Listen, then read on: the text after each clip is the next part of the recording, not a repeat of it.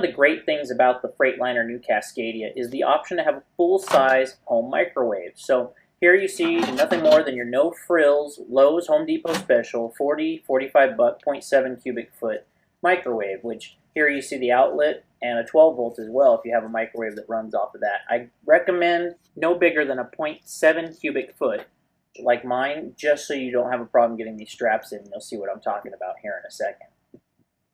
So for the install now, we're going to take the microwave. Be sure we want to plug this thing in first to try to plug it in and get around it. So whichever you have, the 110 or the 12 volt, just hook it in and plug it in. Make sure your straps are to the sides and out of the way.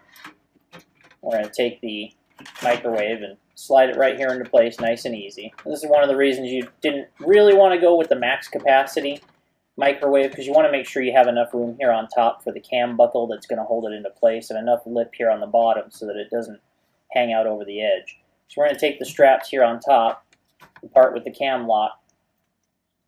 It has a little metal loop on it, and you're going to want to position that flat like so, and that loop is going to catch on the other part of the strap, which has a hook on it. And with the hook facing up, you're going to latch it into that little loop facing up. And we're going to pull a little bit of tension here nice and tight. Then the cam lock will do the rest. So we'll pull the tension and flip the cam lock over to the other side, and that's going to create the hold it's going to need for going down the road while we're bouncing. This is the tight spot where a 0.7 cubic foot fits in just perfect. Now we have enough room on top, it's not hard to get to, and enough ledge on the bottom, and it's going to open nicely, nothing snagged, nothing caught.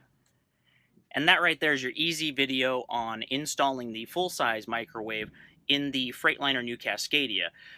Thanks for watching. Be safe out there.